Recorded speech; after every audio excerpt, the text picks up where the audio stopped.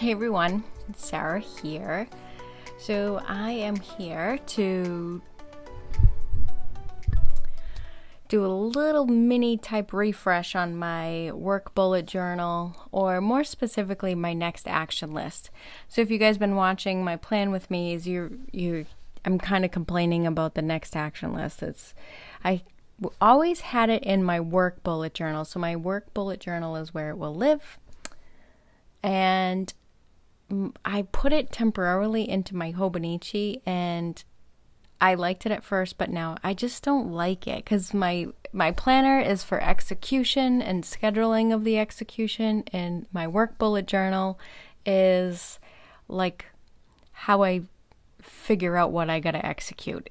Those are the best ways I can explain it. So before we get into it, don't forget to like and subscribe.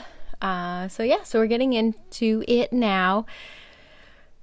So on the left-hand side, you see my Hobonichi Cousin, so that's my planner, and then my work bullet journal. And this is really my main system. Well, and I guess Outlook also would be part of my main system, but these are my main systems for managing all the things at work.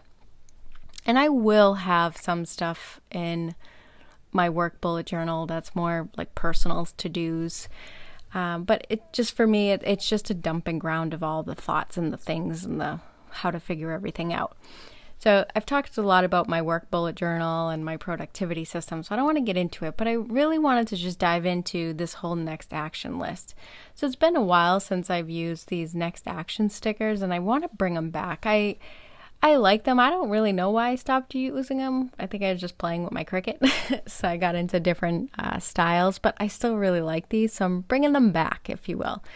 So the next action list is just a dumping ground for all the things that you don't need to really do immediately. So what is the next action? What is the next action? That's something that I say to myself whenever I'm trying to figure something out. So what is the next action? What is the next action? And that's what I write down. That's what I put on basically in a little square, a task. And going through this, I'm really happy that I went through this next action list, because you're going to see a huge difference. And I think I was using my next action list as like a dumping ground for all the things, but I wasn't actually migrating them out into like a different list, if you will. So you'll see me get into that a bit here. So I kind of went to the old faithful bullet journal spread, if you will.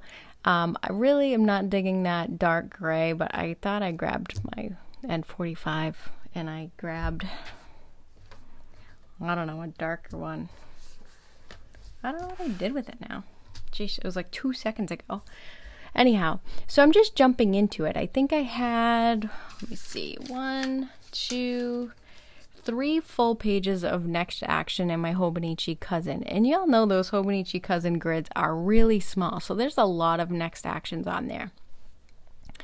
So I'm going through this next action list, and I'm really going through to try to figure out like what really needs to be in here, what have I done, and I just want it fresh. And the main purpose is I want to put it in my work bullet journal. I actually pulled out my Stayology because I'm going to do a Stayology half year and all the things to set up a new work bullet journal, but I still had about 80 pages left in this work bullet journal, so I'm sticking with it until it's full. So you'll see a reset up probably in like February or something for my work bullet journal. But here I'm going through it, and I have to be honest, I had some things in here that were meant for 2020 and I never did them, and now I need to do them for 2021. So I just relabeled them with 2021. So I'm going through and I'm just, migrating them from the next action list in my Hobonichi to my work bullet journal. As I was going through this, I realized that some of them just are irrelevant now. They're not needed. Like, I thought they were important enough to keep track of, and I put them in there and I never got to them, and I don't need them. So they're irrelevant now. So I just left them in my old Hobonichi, and I'm just leaving it there. Then as I was going through it, I would put down like a project in my next action list, which is not, I knew it wasn't to like go execute the project as a next action. That was never it, but what I should have written was create a project schedule for this. That would have been the next action, or engage with stakeholders to see if we want to do this project. So as I was going through this next action list, I was like, I'm not going to put them in here. That's unnecessary. That's wrong, Sarah. Put them in your someday maybe. So I started to move some of those projects that aren't really getting addressed. And they were. And originally they were going to get addressed in 2020. It's just kind of the whole everything going on. It really made it so they're just not getting addressed in 2020. So I moved them over into the someday maybe. Someday maybe I will get to these projects. So that's really how we break them down. So after I was doing this, I actually realized I had a lot of projects, and some were supposed to be done in 2020, but some are just something I want to keep in, like what I like to think of as a parking lot, as maybe, someday we'll get to that. It's important, but it's not the priority right now. So I started moving them into the someday maybe. And then I was like, oh my goodness, yes, I'm so excited because guess what's coming up? Planning season for 2021. And now I have some fresh ideas for projects to initiate for 2021. So I'm just so freaking happy that I put them in here, because now I have this whole stress relief of the fact that I don't have to pull projects out of my butt for 2021. I have some like stuff that's already important that we know we've talked about someday, and now I can bring them up like, hey, is this something we want to do in 2021? So, oh my gosh, look at this whole system working. Anyway, so stinking relieved over it. So I moved them over into the someday maybe list. So that someday maybe list is, this is important, but not the priority right now. Maybe someday I'll get to it.